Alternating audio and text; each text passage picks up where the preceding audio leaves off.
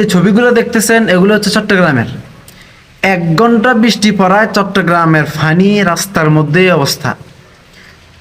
এই পুরো এখন বর্ষা আসছে না, এই বর্ষার মধ্যে বাংলাদেশের মানুষ এত পরিমাণে কষ্ট করে, যেখানে কষ্ট করার কোনো কথাই ছিল না। বাংলাদেশে এত পরিমাণে নদী, এত পরিমাণের খাল থাকা সত্ত্বেও বাংলাদেশের এই রাস্তাঘাট থেকে ফানি সরে যাওয়ার কোনো সিস্টেম নেই, কোনো জায়গাই নাই। এখন নতুন সরকার এসে দেখলাম নতুন খাল খনন করতেছে, এগুলো করতেছে, দেখতেছি। জানি না ভবিষ্যতে কি হয় এগুলোর পরিণতি। তবে আমি গত কয়েকদিন আগে একজন একটা পোস্ট করছিল, তো আমি ওই পোস্টে কমেন্ট করছিলাম যে কি এইসব খালগুলা খনন না করে আগের যে খাল আছে ওগুলো ভালো মতো পরিষ্কার করে, এবং এই বাংলাদেশে বর্ষাকালে যে পরিমাণের মানুষ কষ্ট করে, সিলেট, রংপুর, রাজশাহী, মাসাহি, মানে যেসব, আমি তো পুরোপুরি জানি না, ওইদিকে নোয়াখালী, হাতিয়া, ভোলা, এগুলো পুরো বন্যায় ভরে যায় ডাইরেক্ট। এগুলো পুরো বন্যায় ডাইরেক্ট ভরে যায় বর্ষাকালে। এখন দেখেন চট্টগ্রামে, আমি স্ক্রিনে যেসব ছবিগুলো দেখতেছেন, এখন চট্টগ্রামের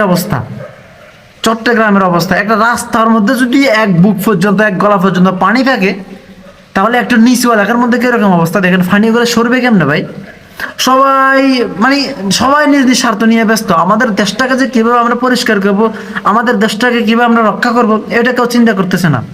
আমি মনে করি, আমি আর্জি জানাই সরকারের কাছে, আপনারা এটা একটু দেখেন ভালো মতে। বাংলাদেশে ফানি রাস্তা থেকে, খাল থেকে ফানি সরে যাওয়ার ব্যবস্থা আছে, তবে সেটা বন্ধ হয়ে গেছে ময়লার কারণে, মানে অসচ্ছলতার কারণে এটা বন্ধ হয়ে গেছে। সচ্ছল ছিল না এতদিন পর্যন্ত। এখন আমি আপনাদের কাছে আর যে জানাই, খুব দ্রুত এটি একটা ব্যবস্থা করেন। দেখেন, উন্নতি হলে তো লস আমি দেখতেছি না, উন্নতি হলে লাভ আমি দেখতেছি। তো তাহলে উন্নতি করেন না কেন আপনারা? আর যারা এগুলো নিয়ে কাজ করে না, যাদের এগুলো নিয়ে মাথা ব্যথা হয়, মানে যারা এগুলো নিয়ে কাজ করে না, এদেরকে নিয়ে একটু ভালো মতো বসেন, এদের বিরুদ্ধে কথা বলেন। কারণ এরা বাংলাদেশটাকে বাংলাদেশ রাখবে না।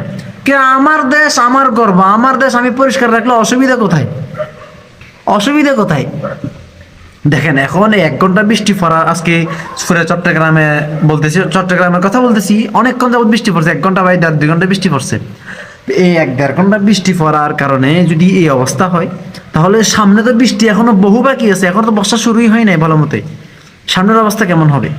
তো বলতেছি, দীর্ঘদিন যাবৎ দেখেন, যখন সুদিন ছিল তখন বৃষ্টি ছিল না, এই জন্য ড্রেনগুলো ময়লা হয়ে গেছে, কাঁচরা হয়ে গেছে, পানি যাওয়ার সুযোগ হয় নাই, তখন পানি ছিল না।